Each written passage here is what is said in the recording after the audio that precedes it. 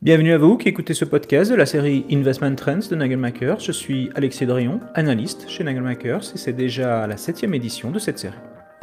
Aujourd'hui, nous parlerons de la saisonnalité des marchés financiers et du market timing. La saisonnalité en bourse, également appelée effet de calendrier, consiste à identifier les hausses et les baisses potentielles du marché en fonction de la période de l'année. On tente de détecter certains schémas ou anomalies sur base d'observations historiques du comportement des marchés boursiers. Par exemple, l'un des dictons boursiers les plus anciens et les plus connus est « Sell in May and go away ». Cela fait référence à la période comprise entre mai et octobre, durant laquelle le marché se comporterait généralement moins bien que les 6 autres mois de l'année. Cette expression serait née dans la vieille Angleterre où les marchands, les banquiers ou les notables quittaient Londres pour la campagne pendant les chauds mois d'été. Les marchés financiers se relâchaient par manque d'activité, pendant que la classe aisée partait en vacances et rebondissait à leur retour en automne. Parmi les autres schémas calendaires souvent cités, il y a aussi l'effet janvier. Janvier serait généralement un bon mois pour les marchés boursiers en raison d'un nouvel afflux de capitaux après le traditionnel rallye de fin d'année et la liquidation de certains titres à la fin décembre pour des raisons fiscales. Ou encore pour maquiller les comptes en effectuant quelques tours de passe-passe. L'effet octobre est inscrit dans l'histoire comme un mois sensible au cours duquel plusieurs cracks boursiers ont eu lieu. La panique de 1907 avec les nombreux retraits bancaires, le jeudi et le lundi noir lors du krach boursier de 1929 avec des pertes quotidiennes de plus de 10%, la chute de 16% en octobre 2008 lors de la crise financière, ou encore le lundi noir de 1987 où l'indice boursier américain de référence, le S&P 500, a dévissé de plus de 20% en une journée. La réalité, cependant, est, comme souvent, beaucoup plus nuancée.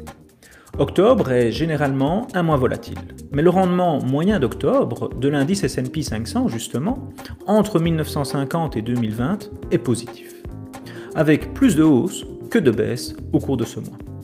L'effet octobre est donc plus un phénomène psychologique dû à la nervosité de certains investisseurs qu'un fait. Les investisseurs recherchent des modèles parce qu'en fin de compte, tout tourne autour de la maximisation du rendement par la recherche d'un timing parfait. Mais c'est là que le bât blesse. Personne ne peut prédire parfaitement le marché boursier. Et qu'y a-t-il de pire que de ne pas être investi lorsque le marché atteint des sommets ? Des études montrent que ceux qui ratent les meilleures journées boursières, parce qu'ils ont quitté le marché dans leur tentative de timing parfait par exemple, obtiennent un rendement nettement inférieur à ceux qui restent investis pendant toute la période, y compris durant les pires journées boursières. Par ailleurs, les meilleurs jours en bourse suivent généralement de peu les plus fortes chutes.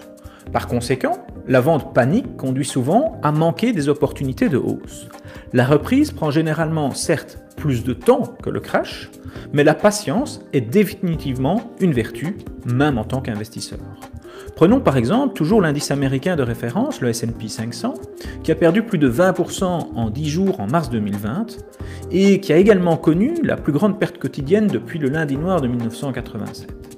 Pourtant, moins d'un an plus tard, cette perte a été complètement inversée et les records se sont succédés. Les faux signaux de trading, les événements exceptionnels, les frais de transaction et taxes sur les investissements sont autant de facteurs supplémentaires qui viennent perturber la recherche d'éventuelles tendances à court terme sur le marché boursier. Reprenons l'exemple de Sell in May and go away. Cette soi-disant sagesse boursière n'a certainement pas été à la hauteur de sa réputation au cours des derniers mois. Le S&P 500 a grimpé de 11% entre le début du mois de juin et la fin du mois d'août. Le prochain enjeu de taille est donc le mois d'octobre. Sera-t-il un mois d'horreur aussi sanguinaire que sa réputation, ou devrons-nous simplement conclure à Halloween que cette année encore, la peur n'était pas nécessaire ? Merci pour votre écoute et si les tendances d'investissement au sein des marchés vous intéressent ou que vous désirez en savoir plus sur l'actualité financière par le biais de mon collègue Lionel Henrion, n'hésitez pas à nous suivre sur les réseaux. À très bientôt.